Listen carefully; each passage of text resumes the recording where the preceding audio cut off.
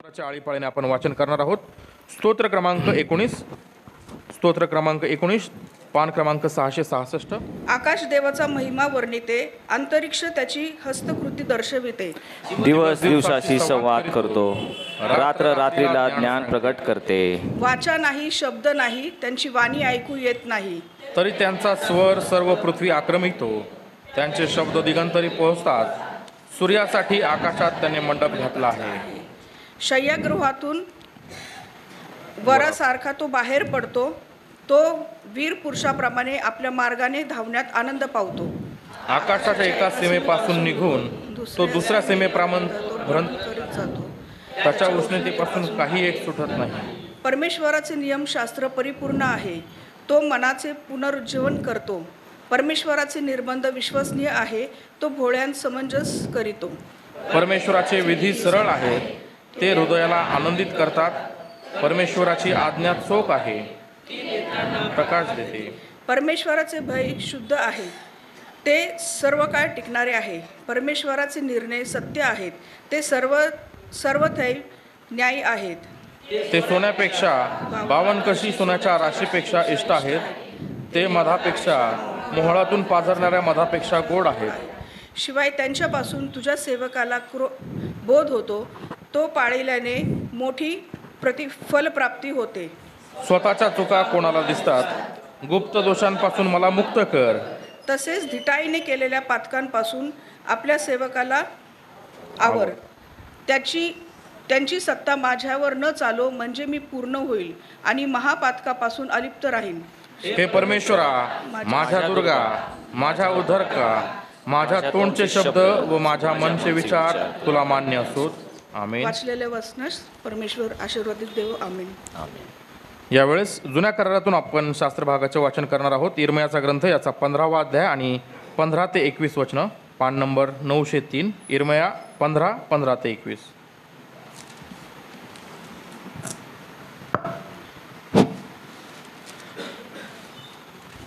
इर्मया संदेष्टाचा ग्रंथ, पान नंबर 903. इर्मया 15वा अध्याय 15 ते 21 ही वचनं आपण वाचणार आहोत. इर्मयाला परमेश्वराचे आश्वासन. हे परमेश्वरा, तू जाणत आहेस, माझे स्मरण करून मला भेट दे. माझ्याकरिता मला छळणाऱ्यांचा सूड घे. तू त्यांच्या संबंधाने मंदक्रोध होऊन माझा संहार करू नको. तुझ्यासाठी मी निंदा सहन करीतो याचे स्मरण कर. मला तुझी वचने प्राप्त झाली, ती मी स्वीकारली. तुझी वचने माझा आनंद, माझ्या जीवाचा उल्हास अशी होती.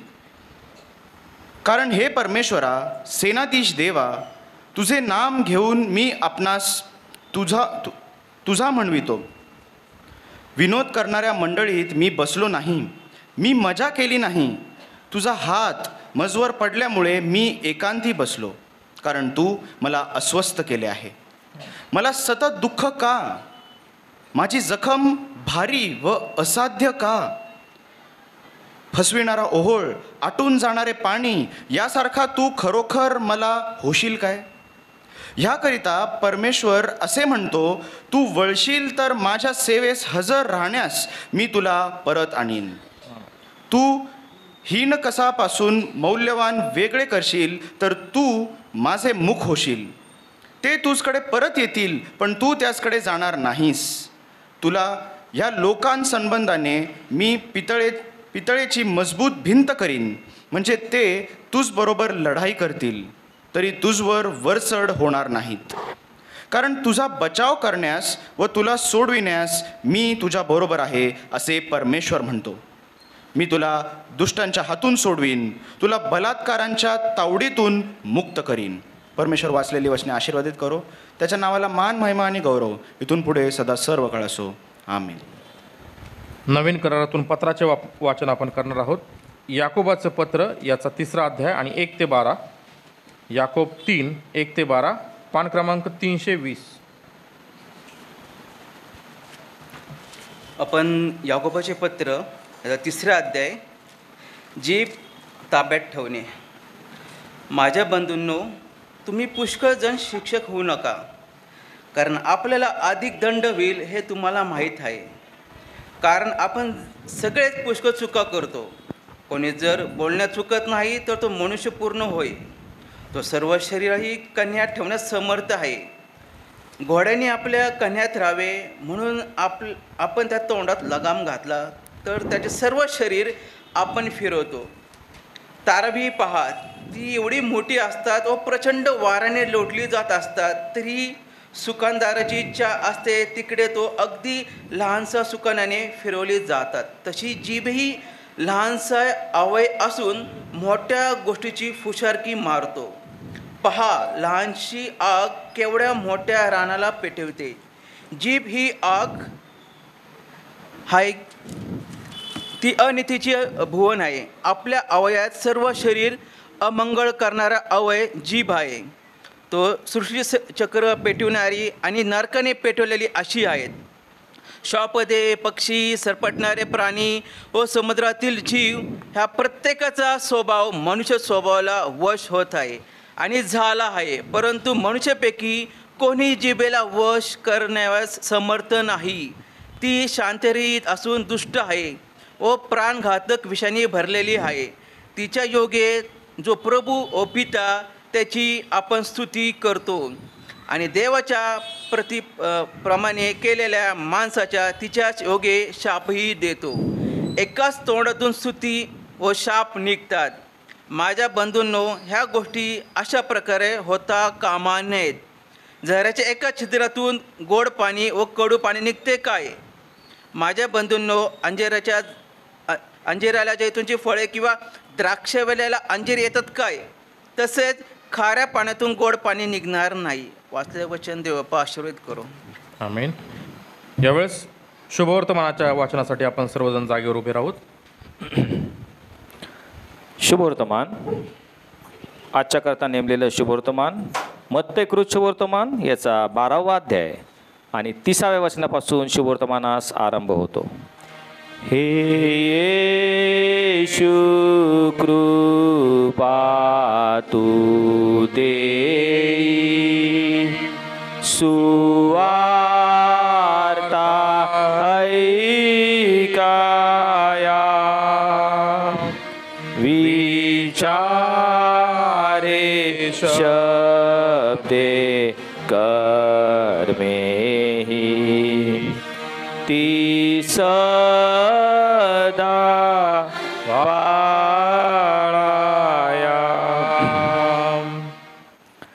जो मला अनुकूल नाही तो मला प्रतिकूल आहे आणि जो माझ्याबरोबर गोळा करीत नाही तो उधळून टाकितो.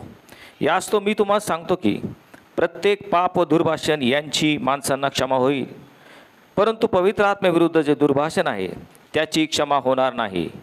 मनुष्याच्या पुत्राविरुद्ध कोणी काय बोलेल तर त्याची त्याला क्षमा होईल, परंतु जो कोणी पवित्र आत्म्याविरुद्ध बोलेल त्याला क्षमा होणार नाही, या युगी नाही व येणाऱ्या युगीही नाही.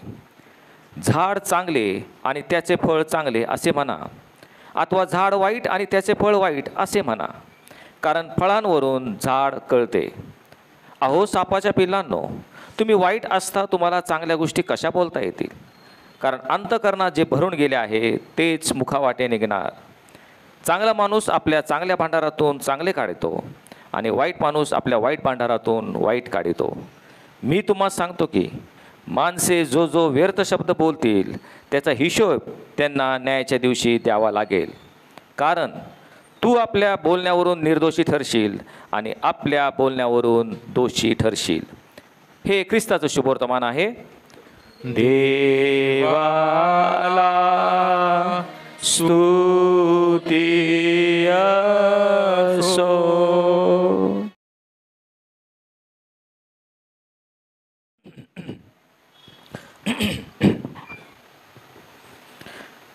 देवाचं वचन म्हणजे दुधारी तलवार.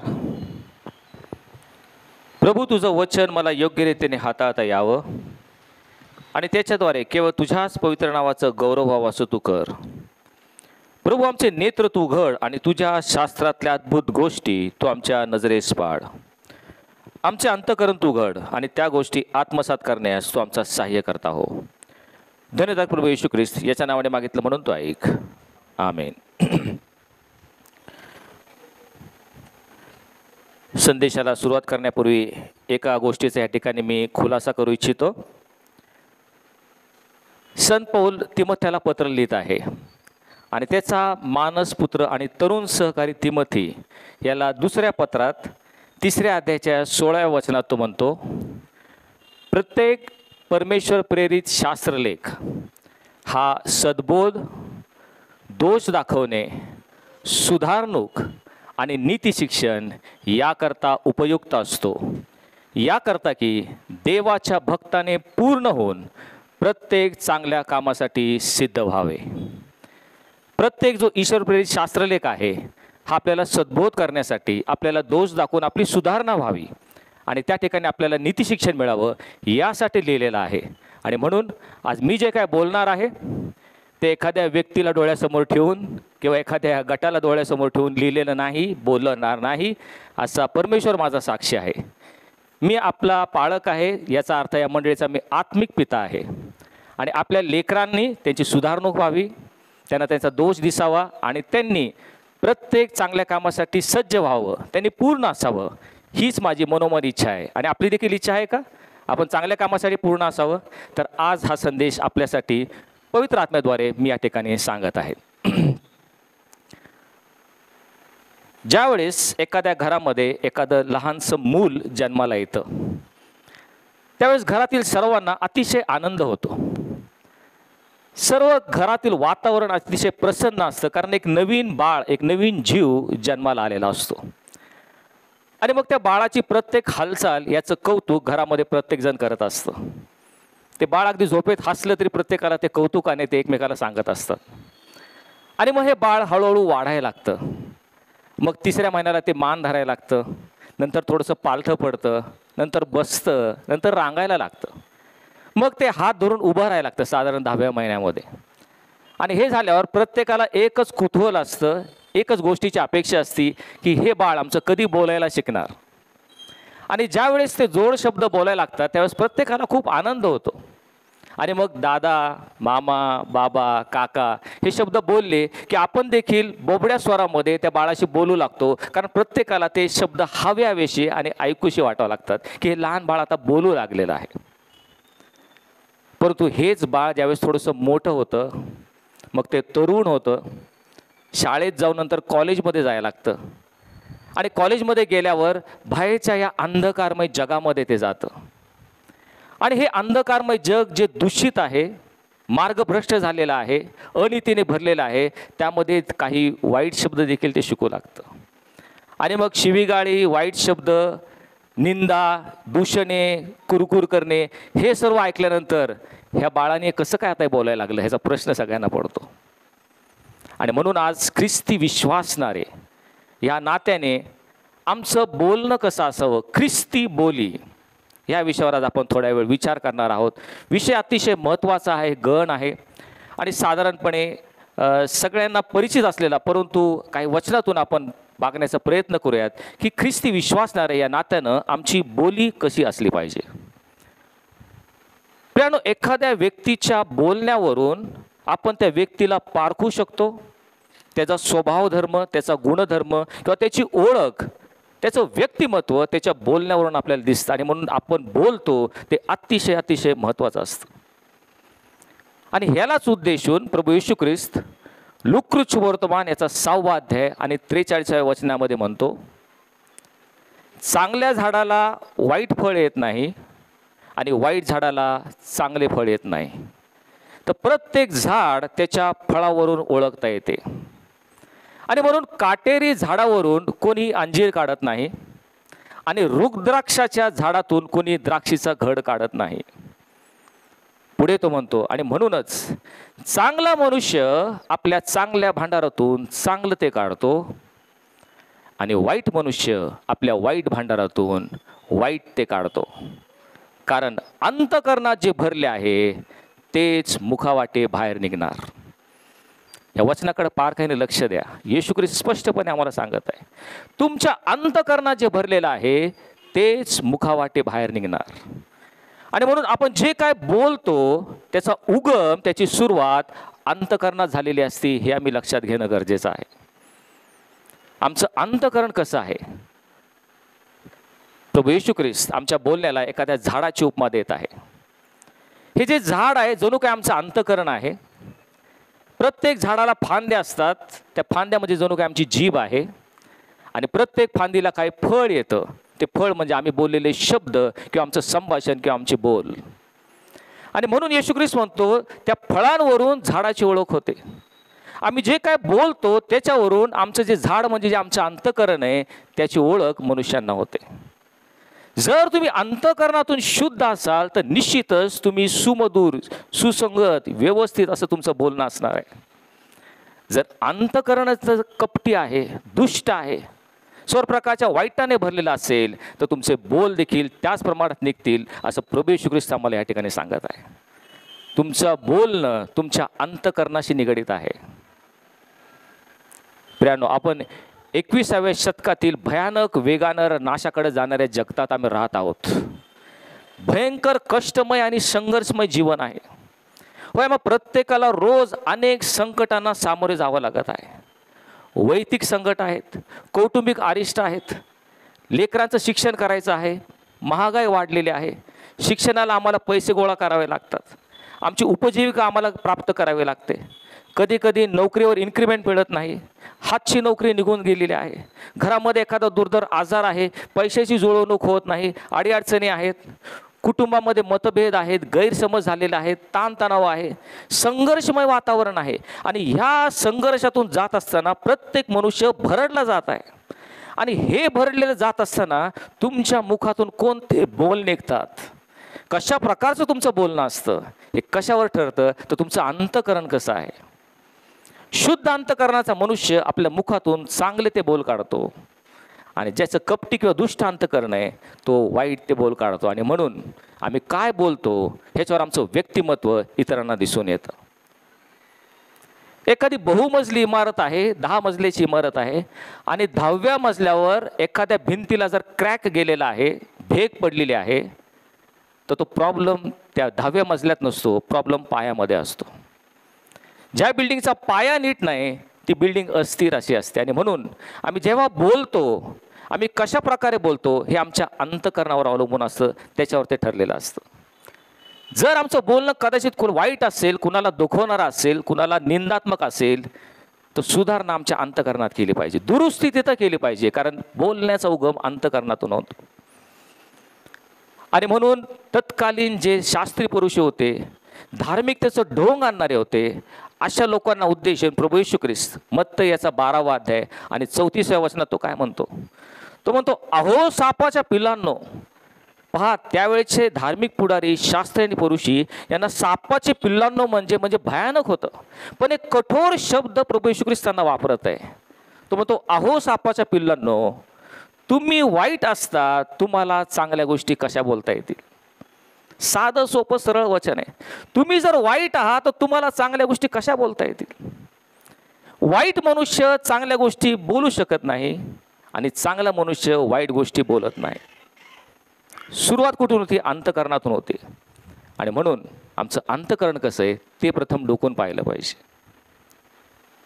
आता जे काय वचन मी सांगणार आहे, मला असं वाटतं ख्रिस्ती समाजातील, ख्रिस्ती मंडळीतील अनेक लोकांनी कदाचित ते वचन वाचलेलं नाही किंवा वाचलं असेल परंतु खूप गांभीर्याने ते घेतले नाही. कारण जर ते वचन गांभीर्याने घेतलं असतं तर निश्चितच त्यांच्या बोलण्यामध्ये, त्यांच्या वागण्यामध्ये एक आमूलाग्र क्रांतिकारक बदल घडलेला असता असा माझा विश्वास आहे. आणि ते वचन म्हणजे मत्ती शुभवर्तमान याचा 12वा अध्याय आणि 36वा वचन. येशूने म्हटले, मी तुम्हाला सांगतो, माणसे जो जो व्यर्थ शब्द बोलतील त्याचा हिशेब त्यांना न्यायाच्या दिवशी द्यावा लागेल. वाचले का कधी आपण हे वचन? वाचलं असेल तर गांभीर्याने याच्यावर विचार केलाय का? जे जे ह्या आयुष्यामध्ये व्यर्थ शब्द तुम्ही बोलाल त्या प्रत्येक शब्दाचा हिशोब तुम्हाला त्या न्यायाच्या दिवशी द्यावा लागणार आहे. फार गांभीर्याने डोळे उघडून हे वचन वाचून त्याप्रमाणे आमच्या जीवनाचं परिवर्तन करण्याची वेळ आहे. आम्हाला हिशोब द्यायचा आहे, जाब द्यायचा आहे. कशाचा? प्रत्येक बोललेला व्यर्थ शब्द याचा हिशोब आम्हाला द्यावा लागणार आहे. हिशोब कसा घेतात किंवा देतात याचं एक साधं उदाहरण म्हणजे आजकाल काही महिन्यामध्ये किंवा काही 1-2 वर्षामध्ये ईडी नावाचं एक ऑर्गनायझेशन आपल्या सर्वांना ठाऊक असेल. जे राजकीय नेते आहेत, पुढारी आहेत, त्यांची कधी कधी हिशोब घेतला जातो किंवा तपासणी केली जाते. ईडी म्हणजे एन्फोर्समेंट डायरेक्टोरेट. हे जे अर्थ मंत्रालय आमचं आहे त्याच्यामध्ये एक महसूल विभाग आहे आणि ते महसूल विभाग देशामध्ये जो पैशाचा गैरव्यवहार केला जातो, ज्याला आपण स्कॅम म्हणतो, त्याच्याविषयी चौकशी करतात आणि त्याचा हिशोब घेतला जातो. आणि ईडीची चौकशी आली किंवा रेड पडली तर काय होतं हे आपले अनेक राजकीय पुढारी जाणतात. हे ईडीचे लोक सकाळीच आपल्या घरी येतात, त्यांच्याकडे सर्च वॉरंट असतं आणि ते घरात आले की जरी आपलं घर असलं तरी आपल्याला एका कोपऱ्यात बसावं लागतं आणि मग घराची प्रत्येक गोष्टीची छाननी आणि पडताळणी केली जाते. प्रत्येक कोपरा तपासून पाहिला जातो. तुमच्या आडघरात काय आहे, तुमच्या माळ्यावर काय आहे, तुमचे अकाउंट्स कसे आहेत, काही गैरव्यवहार किंवा गैरप्रकार करणारे डॉक्युमेंट्स किंवा रजिस्टर्स तुमच्याकडे आहेत का नाही, प्रत्येक कपाळ बाहेर काढलं जातं. गाद्या उपसून त्यामध्ये काय रोकड आहे का ही पाहिली जाते. अनेक उलटसुलट प्रश्न तासन तास तुम्हाला विचारले जातात. तिथे कुठलेही दयामाया न करता, कुठली त्या ठिकाणी सहानुभूती न दाखवता तुमची कसून तपासणी केली जाते. प्रत्येक घर पिंजून काढलं जातं. ह्याला म्हणतात हिशोब घेणं, रेड घेणं. त्या शेवटल्या न्यायाच्या दिवशी तुम्ही बोललेला प्रत्येक व्यर्थ शब्द ह्याचा हिशोब परमेश्वर तुम्हाला विचारणार आहे. तुम्ही त्या व्यक्तीला त्या दिवशी हा शब्द का वापरला, त्याच्या मागचं काय कारण होतं, त्या व्यक्तीचा न्याय तुम्ही का केला. तुम्ही बोललेला प्रत्येक व्यर्थ शब्द, केलेला प्रत्येक पाचकळ विनोद, तुम्ही केलेला प्रत्येक निषेधार्थ शब्द, केलेली निंदा, अवहेलना, निर्वचना, तिरस्कार, घृणा, द्वेष, प्रत्येक शब्दाचा हिशोब घेतला जाणार आहे. आम्ही काय बोलतो, मराठीमध्ये एक म्हण आहे, उचलली जीवाने लावले टाळूला. आम्ही कितीतरी वेळा सहजपणे आम्ही करतो, परंतु जर आम्ही ख्रिस्ती आहोत, पवित्र शास्त्रावर आमचा विश्वास आहे, तर मी सांगतो म्हणून नाही, येशू काय म्हणतो ह्याच्याकडे लक्ष द्या. प्रत्येक व्यर्थ शब्दाचा हिशोब ते तिथं लिहिलं जाते. तुम्ही इथं शब्द बोलला की स्वर्गाच्या वहीमध्ये त्याची नोंद होत आहे. तुम्ही काय बोलला ह्याचा हिशोब घेतला जाणार आहे.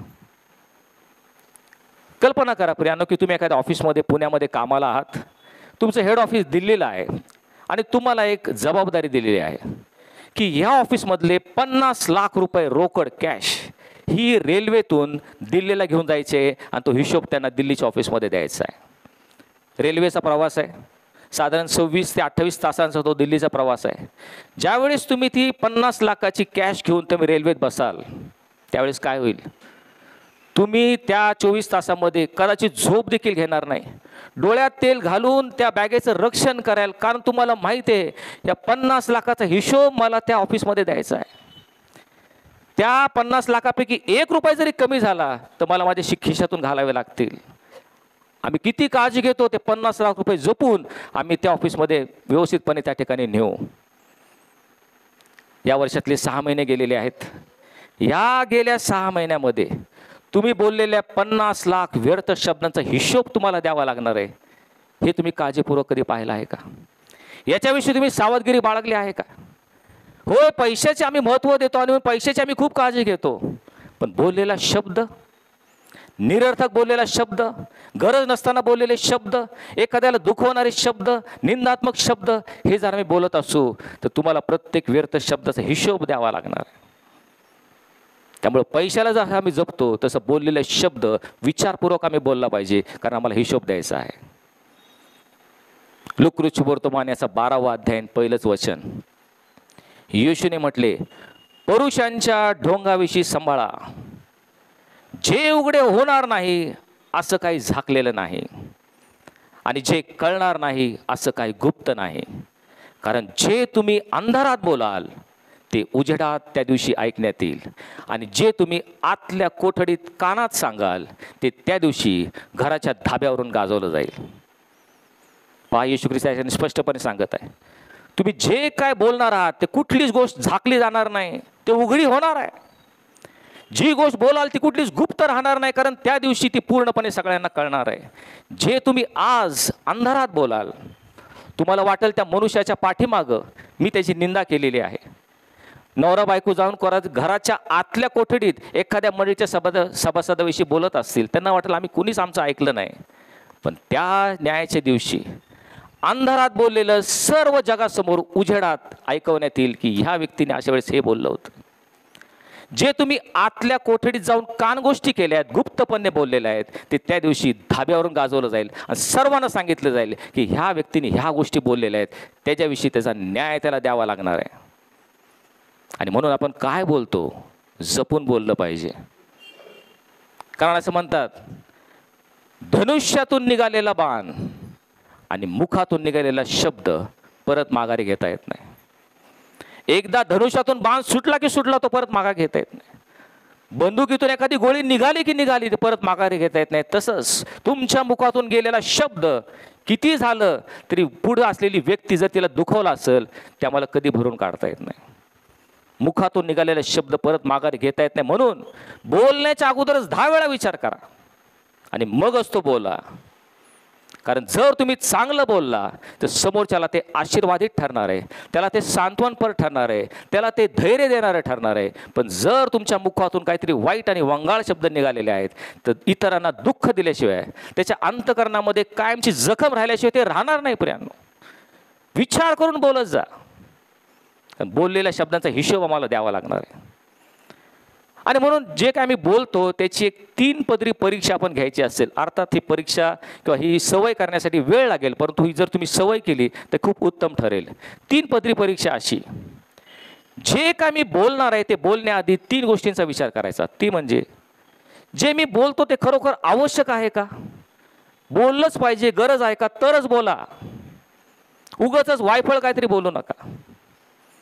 आवश्यक असेल तरच बोला.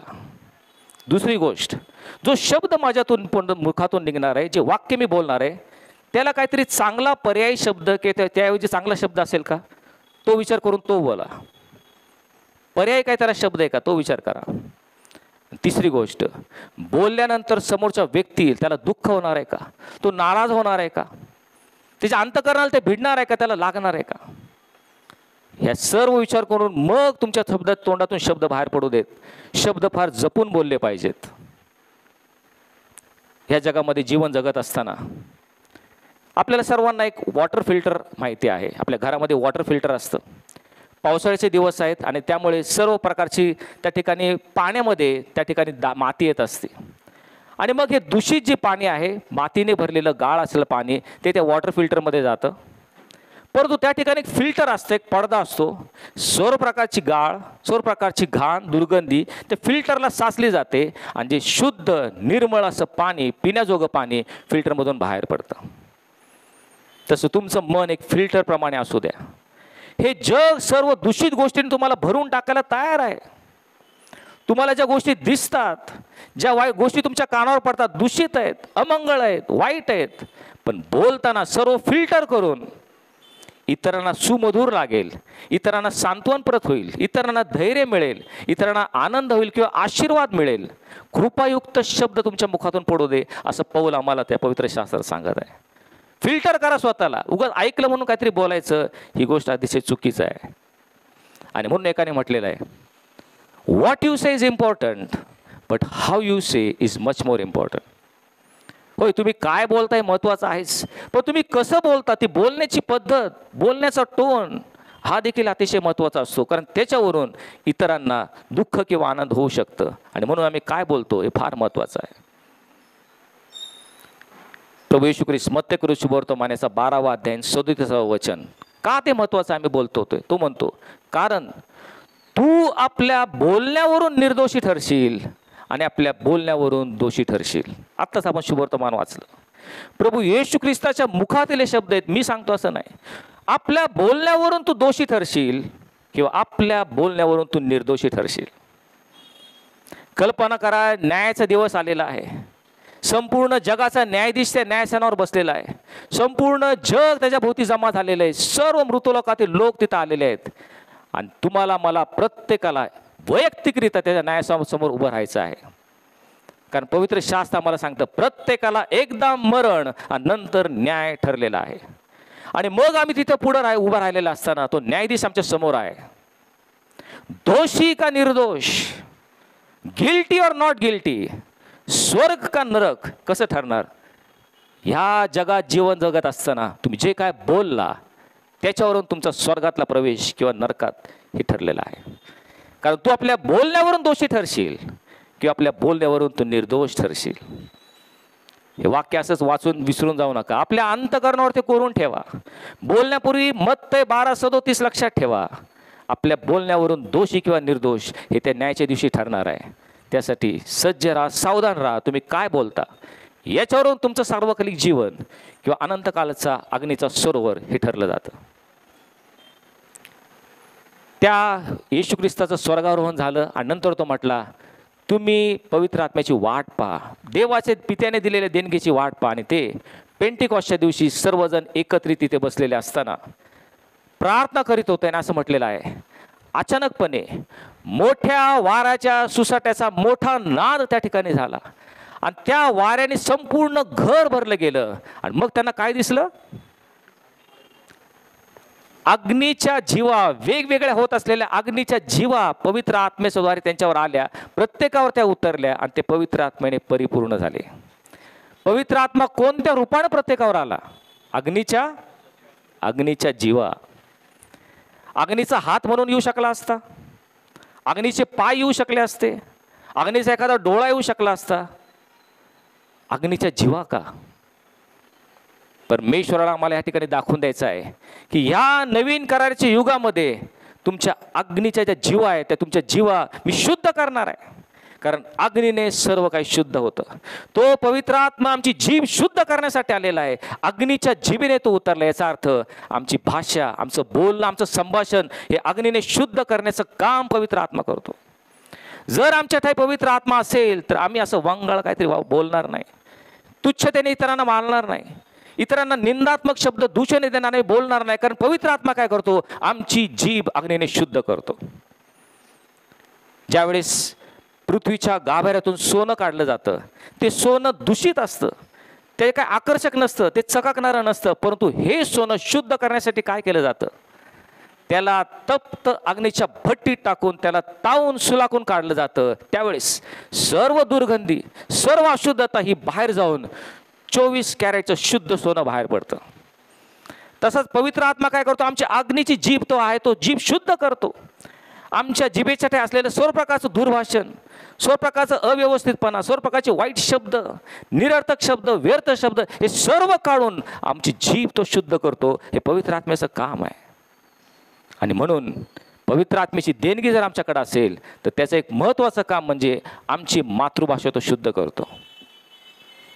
परंतु त्याच प्रमाणात दुसरी एक जीभ आहे, ती देखील अग्नीनेच पेटलेली आहे. ती जीभ कोणची? तर याकोब आम्हाला त्याच्या पत्रामध्ये सांगतो. याकोबाचं पत्र 3 अध्याय 6 वचन, तो म्हणतो जीभ ही आग आहे. दुसरी एक जीभ आहे, तिला देखील आग आहे. ती कशी आहे? ती अनितीचं भुवन आहे. आपल्या अवयवात सर्व शरीर अमंगळ करणारा अवयव जीभ आहे. मनुष्यांपैकी कोणी या जिभेला वश करण्यास समर्थ नाही. किती भले भले लोक आले, देवाचे सेवक असले, तर तो म्हणतो मनुष्यापैकी कोणी या जिभेला वश करू शकला नाही, त्या जिभेला ताब्यात ठेवू शकला नाही. ते सामर्थ्य त्यांच्यामध्ये नाही. ती जीभ म्हणजे शांतीरहित असून दुष्ट आहे आणि ती प्राणघातक विषाने भरलेली आहे. पहा, दुसरी एक जीभ आहे, ती देखील अग्नीनेच पेटलेली आहे. पण ती आग म्हणजे अनितीचं भुवन नरक अग्नीचे आहे. ती नरक अग्नीने पेटलेली आहे. ती शांतीरहित आहे, अशांत आहे, सारखी चळवळ करते, सारखी बोलत असते. ती दुष्ट आहे आणि प्राणघातक विषाने तिचा दंश झाला की मनुष्य मेलाच म्हणून समजा. अशी देखील एक जीभ आहे. आणि म्हणून काही जणांसाठी जीभ ही अग्नीची जीभ आहे जी शुद्ध करते, आणि काही जणांसाठी जीभ हे अनितीचं भुवन आहे ज्याच्याकडून सर्व प्रकारचं दुष्टपण आणि वाईट शब्द बाहेर पडतात. याच कारणासाठी नीतिसूत्रकार 18वं नीतिसूत्र 21व्या वचनामध्ये तो म्हणतो जिभेच्या हातात जीवन आणि मरण आहे. पहा किती सुंदर वचन, किती विचारपूर्वक नीतिसूत्रकारांनी लिहिलेलं आहे. जिभेच्या हातात जीवन आणि मरण आहे, तिची आवड धरणारे तिचे फळ भोगतात. तुमच्या जिभेच्या हातात जीवन आहे आणि मरण देखील आहे. तुम्ही कशाची निवड करता हे तुमच्यावर अवलंबून आहे. अनेक विश्वासणाऱ्यांना परमेश्वर पवित्र आत्म्याच्या साहाय्याने ओतप्रोत भरू पाहत आहे. त्याची इच्छा आहे की आम्ही ओतप्रोतपणे पवित्र आत्म्याने भरावं, सामर्थ्याने असावं, त्याचं कार्य करावं, मंडळीमध्ये सक्रिय सहभाग असावं, अशी खूप त्याची इच्छा आहे. परंतु हे जे पवित्र आत्म्याने आम्ही भरलं जातो ते जिभेच्या दुष्टपणामुळे, जीभ गहाळ असल्यामुळं आम्ही त्याचं सामर्थ्य हरवून बसतो. आमच्या जीवनामध्ये लिकेज चालू आहे, गळती चालू आहे. पवित्र आत्मा भरतो, परंतु जिभेमुळे ती गळती असते. आमचं सामर्थ्य, देवाचा आशीर्वाद, देवाचा अभिषेक, देवाचं सामर्थ्य हे गळून जातं, कारण आमची जीभ त्यातून लिकेज चालू आहे. तुम्ही समजा दुकानामध्ये दुधाची पिशवी घ्यायला गेला आणि दुधाची पिशवी घेतली आणि त्याला थोडीशी लीक झाली, ती गळती आहे, त्याला छिद्र आहे. आपण घेऊ का ती पिशवी? नाही घेणार. आपण दुसरी पिशवी निवडू, कारण आपल्याला ठाऊक आहे ती पिशवी घेऊन आपण घरी जाऊपर्यंत निम्म दूध खाली सांडलेलं असेल, आमचे पैसे वाया जातील. कारण अर्धा लिटरची पिशवी 36 रुपयाची आहे. पैशाची आम्हाला किंमत आहे, 36 रुपये आमचे वाया जातील म्हणून आम्ही ती पिशवी घेणार नाही. पण आमची जीभ जिथून गळती चाललेली आहे, ज्याच्यामुळं आम्ही पवित्र आत्म्याचं सामर्थ्य आम्ही गमावतो, त्याचा अभिषेक आमच्याकडून निघून जातो, ते जिभेची गळती आम्ही कधी थांबवणार? पैशाची किंमत आहे, परंतु आम्ही जे बोलतो त्याचा हिशोब आम्हाला द्यावा लागेल. याचं गांभीर्य किंवा मर्म आम्हाला समजलेलं नाही आणि म्हणून आम्ही वाटेल तसं बोलतो. ख्रिस्ती विश्वासणारे आहोत, बोलणं सांभाळा. आणि म्हणून याकोब त्याच्या पत्रामध्ये 3 अध्यायाच्या 3 वचनात तो काय म्हणतो? जीभ एखाद्या लगामासारखी आहे. पाहतो आम्हाला त्या ठिकाणी चित्र उभं करत आहे. तुमची जीभ एखाद्या लगामासारखी आहे, जी घोड्याच्या तोंडात घातली तर त्याचं संपूर्ण शरीर फिरवता येतं. तो म्हणतो एवढीसा लगाम, पण जर घोड्याच्या तोंडात घातला तर संपूर्ण घोड्याचं शरीर आम्हाला फिरवता येतं. याचाच अर्थ काय? ज्या घोड्याच्या तोंडात लगाम नसतो तो बेधुंद, बेफाम, सैराट असा धावत सुटतो, सर्व काही पालथा घालतो, पण त्याच्याकडून कार्यसिद्धी होत नाही. जंगली घोडा नुसताच धावतो, परंतु कार्यसिद्धी होत नाही. जर एखाद्या घोड्याला धावून त्याला ती शर्यत जिंकायची असेल, त्याला पहिला नंबर मिळवायचा असेल, तर त्या घोड्याला आपल्या तोंडात लगाम टाकून तो लगाम आपल्या धन्याच्या हातात द्यावा लागतो आणि संपूर्ण समर्पण करावं लागतं. म्हणजे तो धनी त्याला बरोबर दिशा देतो आणि तो घोडा जिंकून त्याला बक्षीस मिळतं. जर तुम्हाला ही धाव जिंकायची असेल, जीवनातली धाव जिंकायची असेल, तोंडाला लगाम टाका. तो लगाम पवित्र आत्मा जो आपला धनी त्याच्या हातात द्या, तो तुम्हाला दिशा दाखवेल आणि तुम्हाला पहिलं बक्षीस मिळवल्याशिवाय राहणार नाही. पण जर तो लगाम तुम्ही लावू दिला नाही, जीभ तशीच सोडून दिली, सैराट तुमची जीभ सुटलेली आहे, बेफाम बेधुंद सुटलेली आहे, कार्यसिद्धी होणार नाही. प्रियान, जीभ एखाद्या लगामासारखी आहे. पुढे त्या ठिकाणी तो सांगत आहे, तारवे, समुद्रातले तारवे फार मोठे असतात, प्रचंड वाऱ्याने ते लोटले जातात, परंतु सुकाणूदाराच्या इच्छेप्रमाणे लहानशा सुकानाने संपूर्ण तारू फिरवलं जातं. तो एका होडीचं उदाहरण घेत आहे. पूर्वीच्या काळी मोटर किंवा इंजिनची होडी नसायची, तर त्या ठिकाणी एक पडदा, शीड त्या ठिकाणी म्हणतात, पडदा असायचा. आणि तो पडदा जसा वारा त्या पडद्यामध्ये शिरेल तसं ते संपूर्ण मोठं तारू प्रचंड वेगानं लोटलं जायचं. पण त्या वाऱ्याच्या नुसार ते पडद्याची दिशा बदलायला एक छोटंसं यंत्र, त्याला सुकाणू म्हणतात, अगदी छोटं आहे ते छोट्या सुकाणूनं प्रचंड तारू लोटलं जातं, त्याला दिशा दिली जाते. सुकाणूदाराच्या इच्छेने त्याला पाहिजे तिथे तो तारू हलवू शकतो का? ते छोटं सुकाणू त्या मोठ्या तारवाला हलवतं. हेच याकोब त्याच्या पत्रामध्ये आम्हाला सांगत आहे. जसं छोटासा लगाम मोठ्या घोड्याला ताब्यात ठेवतो, छोटंसं सुकाणू त्या तारूला ताब्यात ठेवतं, तशी तुमची संपूर्ण छोटीशी जीभ, पण तुमचं संपूर्ण शरीर एकतर हे नाशाकडे नेऊ शकतं किंवा ते उन्नती करू शकतं. तुमच्या जिभेवर ते अवलंबून आहे. ह्या जिभेचा वापर तुम्ही कसा करता याच्यावर तुमचं शरीर कोणत्या दिशेने जातं हे अवलंबून आहे. आणि म्हणून ते जपून तुम्ही वापरा, असं त्या ठिकाणी सांगतो. तो मी चाइल्ड स्पेशलिस्ट आहे आणि त्यामुळं पेशंट माझ्याकडे येतात आणि तपासणी केल्यानंतर एक महत्त्वाचा प्रश्न मी प्रत्येक पेशंटला विचारत असतो, जर मोठा असेल तर. आणि तो प्रश्न असा असतो, मी त्यांना म्हणतो तुमची जीभ दाखवा. डॉक्टर या नात्याने जीभ, कारण जीभ बघताक्षणी अनेक रोगांचं निदान होऊ शकतं, हे लक्षात घ्या. जर एखाद्याला ॲनिमिया आहे, अंगातलं रक्त कमी आहे, जीभ पांढरट असते, टायफॉइड आजार जीभेवर ओळखला जातो. तुमची जीभ दाखवा म्हणजे तुमच्या रोगाचं निदान मला होईल. मी एक पाळक देखील आहे आणि म्हणून आत्मिक पिता या नात्याने मी तुम्हाला म्हणतो, जर तुमच्यामध्ये कुठं पाप रोग असेल तर पाप रोगाचं निदान करण्यासाठी मी म्हणेल तुमची जीभ दाखवा. तुमच्या जिभेवरून मला लक्षात येईल तुमच्याकडे पाप रोग आहे का नाही. तुमच्या जिभेवरून ते ठरतं. तुमच्या अंतःकरणात पापरोग बसला असेल, तुमची जीभ नेहमीच प्रकारचं दूषण देणारी, निंदात्मक, कुरकुर करणारी, एकमेकाला उणं काढणारी अशी ती जीभ असणार आहे. तुमची जीभ कशी, याला फार महत्त्व आहे. आणि म्हणून नीतिसूत्रकार म्हणतो, जो आपले तोंड सांभाळतो तो आपला जीव राखतो, जो आपले तोंड वाचतो तो स्वतःवर अरिष्ट आणतो. नीतिसूत्रकार फार सुंदररीत्या या ठिकाणी सांगत आहे. इर्माया संदेष्टा आहे की ज्याला गर्भाशयात असतानाच परमेश्वर म्हणतो, तू गर्भाशयात असतानाच मी तुला पारखलं, तुला ओळखलं. तू आपल्या आईच्या गर्भात होता त्याच वेळेस मी तुला पवित्र केलेला आहे, मी तुला राष्ट्रांचा संदेष्टा नेमलेला आहे. हा इर्माया लहानपणापासून देवाचा नाझीर संदेष्टा असा झाला होता.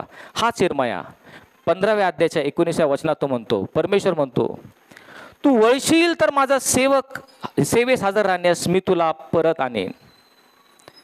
इस्रायल लोकांना किंवा आम्हाला तो संदेश देत आहे, तू जर वळशील, आपल्या वानमार्गावर वळशील तर माझ्या सेवेस हजर राहण्यास मी तुला परत आणेल. आणि क्षुल्लक गोष्टीपासून मौल्यवान गोष्टी ह्या विभक्त करशील तर तू माझं मुख होशील. काय सुंदरसं शास्त्रवचन या ठिकाणी आहे. ज्या क्षुल्लक गोष्टी आहेत, क्षुद्र गोष्टी आहेत, टाकाऊ गोष्टी आहेत, यातून मौल्यवान गोष्टी जर तू वेगळ्या करशील तर तू माझं मुख होशील. प्रियानो, जे काय आम्ही बोलतो त्या बोलण्यातून जे क्षुल्लक आहे, क्षुद्र आहे, टाकाऊ आहे, इतरांना दुःख देणार आहे, हे बोलणं जर आम्ही वेगळं करू आणि आम्ही शुद्ध बोलू, तो परमेश्वर म्हणतो, मी माझं मुख म्हणून तुझा वापर करून घे. आम्ही तर एक क्षुद्र मनुष्य आहोत. सर्व समर्थ, सर्वज्ञानी, सर्वव्यापी देवाचं मुख तुम्हाला व्हायचं आहे का? त्या देवाने तुमच्या मुखावाटे बोलावं अशी तुमची इच्छा आहे का? तर मग शूद्रापासून मौल्यवान विभक्त करा. तुमच्या बोलण्याची छाटणी करा. जे नको आहे ते काढून टाका. शुद्ध बोला. तो म्हणतो, जर तू शुद्ध बोललास तर तू माझं मुख होशील, तुझ्या वाटे मी बोलेल. फक्त रविवारी उपासनेत आम्ही स्तोत्र वाचतो, गीते गातो, प्रार्थना करतो, आराधना करतो, एवढंच बोलून सोमवार ते शनिवार जर आम्ही पुन्हा शिवाय शाप देऊ लागलो, एकमेकाचे दूषण काढू लागलो, परमेश्वर म्हणतो, माझं मुक्त होऊ शकत नाहीस. हीन गोष्टींपासून मौल्यवान गोष्टी मोकळ्या कर. आणि म्हणून एक धोक्याचा इशारा याकोब आम्हाला देत आहे. तो म्हणतो, आपण धर्माचरण करणारे आहोत असं आपल्याला वाटत असेल आणि आपण आपल्या जिभेला आळा घालत नसेल आणि आपल्या स्वतःची फसवणूक करून घेत असेल तर तुमचं धर्माचरण व्यर्थ आहे. हे शब्द, हे वचन नुसते वाचून टाकून टाकायचे नाही प्रियानो, फार महत्त्वाचे वचन आहेत. याकोब 1:26 मध्ये तो म्हणतो, आपण धर्माचरण करणारे आहोत. हो, आम्ही धार्मिक लोक आहोत. पवित्र मंदिरामध्ये येतो, शास्त्र वाचतो, प्रार्थना करतो, पवित्र मेजामध्ये आम्ही सहभागी होतो, सुवार्थ सांगतो, दानधर्म करतो, परोपकार करतो, हे सर्व धर्माचरण आम्ही करत आहोत. परमेश्वर म्हणतो, हे केल्यामुळं 100त 100 मार्क. पण हे करत असतानाच आपल्या जिभेला तू आळा घालीत नसशील तर तू स्वतःची फसवणूक करून घेत आहे. तुला वाटतं 100त 100, तुला पेपर मिळाला कळलं तुला 0 मार्क पडलेले आहेत. जिभेला आळा नाही तर 0, 0 मार्क आहेत. नुसतंच धर्माचरण करून उपयोग नाही. तो म्हणतो, जिभेला आळा घातला पाहिजे, नाही तर तुझं सर्व धर्माचरण व्यर्थ आहे, तो म्हणतो. आणि म्हणून हे स्पष्ट करण्यासाठी तो आम्हाला शेवटचे 3 प्रश्न विचारणार आहेत आणि त्या प्रश्नाकडे आपण त्या ठिकाणी लक्ष देऊयात. याकोब त्याच्या पत्रामध्ये आम्हाला 3 प्रश्न विचारतो. तो म्हणतो, पाण्याच्या झऱ्यातून, एकाच झऱ्याच्या छिद्रातून गोड पाणी आणि कडू पाणी कधी येतं काय?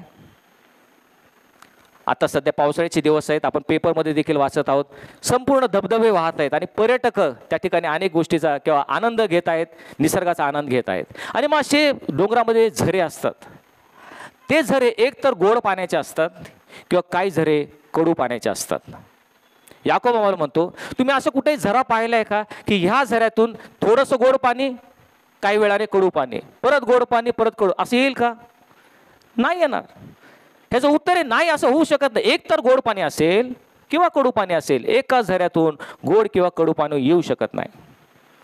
मग तो आम्हाला दुसरा प्रश्न विचारतो. तो म्हणतो, अंजिराच्या झाडावरून जैतुनाचे फळं किंवा द्राक्षवेलीतून अंजीर येतील काय? पाहिले का आपण कधी आपल्या संपूर्ण उभ्या आयुष्यात? अंजिराचं झाड आहे आणि त्याला जैतुनाचे फळं लागलेत, किंवा द्राक्षवेल आहे आणि त्याला अंजीर लागलेत? त्याचं उत्तर नाही आहे, असं नाही होऊ शकत. मग तो आम्हाला तिसरा प्रश्न विचारतो. तो म्हणतो, जर एका झऱ्यातून गोड किंवा कडू पाणी येऊ शकत नाही, जर अंजिराच्या झाडाला जैतुनाचे फळं किंवा द्राक्षेवरील अंजीर येत नाही, तर मग तुमच्या एकाच तोंडातून शाप आणि स्तुती निघतात. हे कसं काय शक्य आहे? हे का होऊ शकतं? त्या ठिकाणी स्पष्टपणे तुम्हाला प्रश्न विचारत आहे. ह्या जिभेच्या योगे जो प्रभू व पिता यांची रविवारी तुम्ही स्तुती करता, आणि त्याच जिभेच्या योगे देवाच्या प्रतिमेमध्ये बनलेल्या मनुष्याला तुम्ही शाप देता, हे कसं होऊ शकतं? माझ्या प्रिय बंधूंनो, अशा प्रकारचे कृत्य तुमच्या हातून घडू नये असं याकोब आपल्याला इशारा देत आहे. तोच इशारा आज आमच्या मंडळीला मिळत आहे. ही जीभ जी देवाची स्तुती करण्यासाठी आम्ही आता वापरत आहोत, त्या जिभेने जर देवाच्या प्रतिमेसारखे असलेला मनुष्य, रस्त्यावरून जाणारा एखादा भिकारी असेल, तो सुद्धा देवाच्या प्रतिमेप्रमाणे बनलेला आहे, त्याला सुद्धा अपशब्द बोलण्याचा आम्हाला कुठलाही हक्क आणि अधिकार नाही, कारण तो देवाची प्रतिमा आहे. त्या देवाच्या प्रतिमेप्रमाणे बनलेल्या मनुष्याला तुम्ही शिव्याशाप देऊ नका. प्रियानो, कुठल्याही कुटुंबामध्ये जर एखादं वाईट गोष्ट घडली, ताणतणाव आहे, संघर्ष आहे, वाद आहे, कुटुंबातील प्रत्येक व्यक्तीला मनातून कुठेतरी वाईट वाटत असतं, मन खिन्न होतं. जर आमचं कुटुंब आहे, मंडळी आहे, आमचं कुटुंब आहे, ख्रिस्ताचं कुटुंब आहे, तर ह्या आमच्या कुटुंबा बाबतीत देखील देवाचं मन खिन्न झालं आहे का, हा प्रश्न विचारण्याची वेळ आली आहे. इफिस्करास पत्र याचा 4 अध्याय 30 वचन, त्या ठिकाणी म्हटलेलं आहे, देवाच्या पवित्र आत्म्याला खिन्न करू नका. देवाच्या पवित्र आत्म्याला खिन्न करू नका. हा पवित्र आत्मा खिन्न का होतो, ह्याचं जर पडताळणी तुम्ही केली, त्याचा शोध जर घेतला, तर ह्या वचनाचं अगोदरचं आणि नंतरचं वचन आम्हाला वाचावं लागेल. इफिस 4:30 मध्ये म्हटले, देवाच्या पवित्र आत्म्याला खिन्न करू नका. त्याच्या अगोदरचं वचन 4:29 मध्ये काय म्हटलंय, तुमच्या मुखातून कसलेच कुचके भाषण न निघो, पण गरजेप्रमाणे उन्नती करता जे चांगले तेच निघो, यासाठी की तेनेकडून ऐकणाऱ्यांना कृपादान प्राप्त व्हावे. ते केलं नाही तो म्हणतो देवाचा पवित्र आत्मा खिन्न होतो.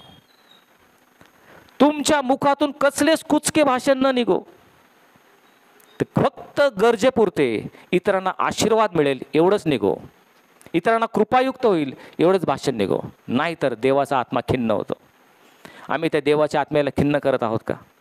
आणि मग पुढचं वचन 4:31 मध्ये तो म्हटलंय, तुमच्यातून सर्व प्रकारचं कडूपण, संताप, क्रोध, गलबला व निंदा ही अवघ्या दुष्टपणासह तुम्हापासून दूर करण्यात येऊ. जशी देवाने तुम्हाला क्षमा केली तशी तुम्ही एकमेकांना क्षमा करा. जर ह्या गोष्टी आमच्यामध्ये असतील, सर्व प्रकारचं कडूपण आहे, संताप आहे, क्रोध आहे, एकमेकाची निंदा आहे, गलबला आहे, ह्यानी देवाचा पवित्र आत्मा खिन्न होतो. आणि म्हणून आज आम्ही आत्मपरीक्षण करूयात. ख्रिस्ती विश्वासणाऱ्या नात्याने धर्माचरण तर सर्व करतो, आमच्या जिभेला आमचा आळा आहे का? आमचं बोलणं कशा प्रकारचं आहे? कारण तू आपल्या बोलण्याने निर्दोष ठरशील आणि आपल्या बोलण्याने तू दोषी ठरशील. प्रार्थना करूयात. स्वर्गीय पिता, आम्ही तुझे आभार मानतो, तुझ्या नावाला धन्यवाद देतो, कारण तुझं वचन हे प्रभू आरशाप्रमाणे आहेत. आम्ही स्वतःला त्या आरशात पाहत आहोत. तुझी वचनं प्रभू जे काही योग्य आहे ते आम्ही लागू करून घेतो, आणि वचनं जीवन परिवर्तित करणारे असतात. कारण तू म्हणतोस केवळ ऐकणारे असू नका, तर त्याप्रमाणे आचरण करणारे असतात. तर त्याप्रमाणे आचरण करण्यास आम्ही बाहेर जातो. आम्हा प्रत्येकाला तू सहाय्य कर. पवित्र आत्म्याचं मार्गदर्शन आम्हाला कर, अशी आमच्याकडे प्रार्थना करतो. धन्यवाद प्रभू येशू ख्रिस्त याच्या नावाने मागितलं म्हणून तो ऐक. आमेन.